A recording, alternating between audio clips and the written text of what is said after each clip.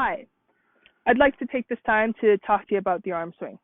Um, so the arm swing that we'd like to actually support you in exploring at Team Ontario Beach is the loop technique.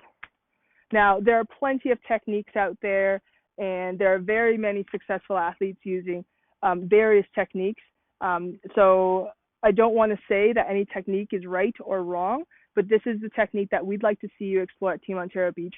We've found quite a bit of success with athletes in this technique, and hopefully as you explore it, you'll also be able to self-assess if you can feel the same benefits of using this technique. So the two main techniques that we tend to see out there are the bow and arrow and then the loop. So again, at Team Ontario, we'd like you to explore the loop. The main differences between the bow and arrow and the loop technique is in the bow and arrow technique, the elbow is going to start by coming up, forward and up, stop, and then start up again. In the loop technique, the elbow actually comes down and around, and it never stops before it goes through. Okay? So what are the benefits of this? What we found the benefits are there's less strain on the shoulder, less expectation on the shoulder to create the initiation of power. So for example, you come up, you've stopped, now I've got to use this muscle in my shoulder to start the momentum and then attack.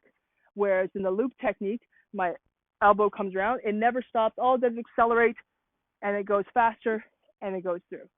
So power is definitely one thing that we've seen a benefit to using a loop technique.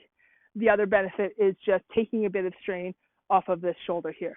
So I just finished the video about the arm swing, and then I realized that I missed two very important pieces that I want to make sure that we bring your attention to. So please excuse this random clip in the middle of this video.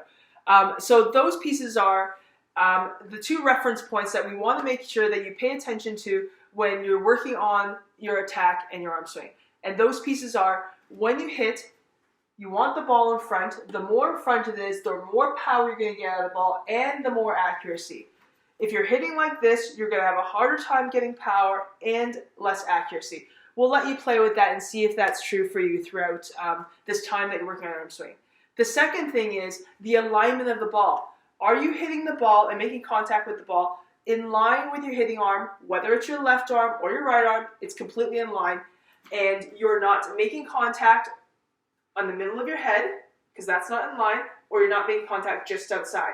It's completely in line. So the most optimal hit that you can have is right on your shoulder. It's not going to be like this, and you're kind of leaning off to the left, or it's not going to be like this, where you're leaning off to the right. Okay, so again, two things that you're aiming for is getting that ball in front. Secondly, making sure that alignment is right on your hitting arm.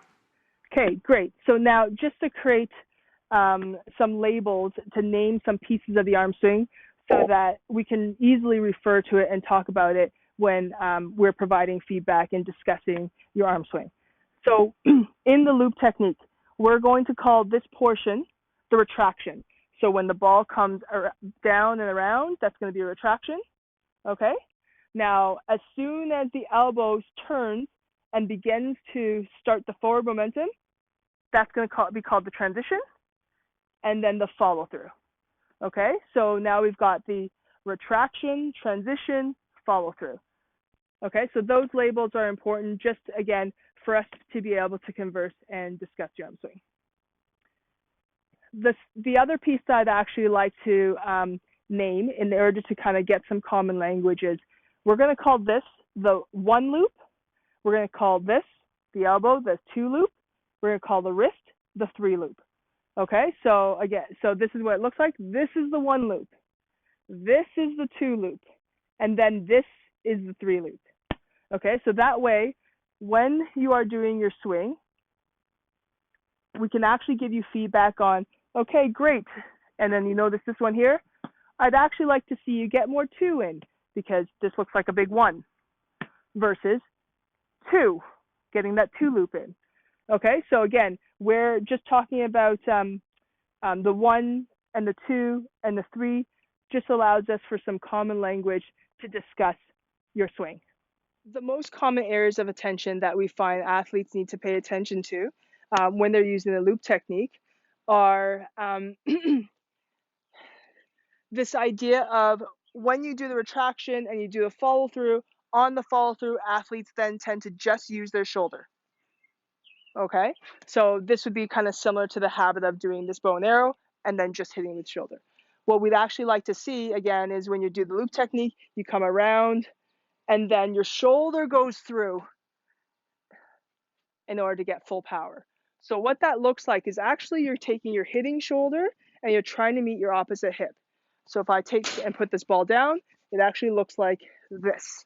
Okay, so it's not going to look like this. It looks like this. Making sure that shoulder goes through the ball. Benefits of this is getting the closer you get your elbow to that net, the more it's going to go down. If I hit like this, I'm further away from the net and I can't get that same sharp angle. Okay, so that's one of the most common things that athletes need to pay attention to, is making sure that once you've done your retraction, your transition, and then your shoulder goes through. The second common error that athletes make, or errors of attention for an athlete, is this idea of getting maximum height on your contact. So on the throw, athletes may do something like this. They come around and then the elbow comes through, but it's actually off to the side here. Maximum contact would be here. So the throw or the arm swing should actually look like this, comes around, but then close to your ear, because now it's straight up and through for the ball.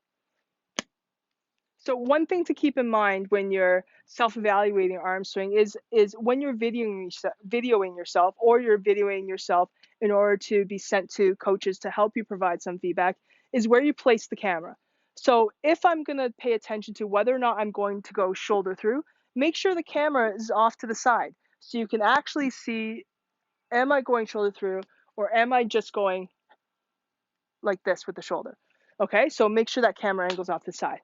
Now, if I'm trying to look at my alignment where I want to make sure I have maximum contact, high versus out to the side, make sure the camera is either in front of you or behind you. The likelihood is you're probably want behind you, because if I was to release the ball, it would actually hit the camera right now. Okay? At Team Ontario Beach, we like to use a ball like a small ball, in order to work on your arm swing. Using a small ball to practice your throwing allows you to mimic the actions of the attack without actually having to work on timing the ball in order to attack. So the throwing, again, allows you to work on this piece, and the piece of timing the ball in order to use the arm swing will be a completely separate piece. I hope that helps you get started with the arm swing. Again, the objective of this is purely to help you explore and give you the opportunity to get to know your body, and just to kind of see if you can recognize what you currently do and what it feels like to do something potentially a little bit different than what you do. If you have any questions, please reach out to myself, to the coaches that are working with you. Any of us can help you and would love to do so.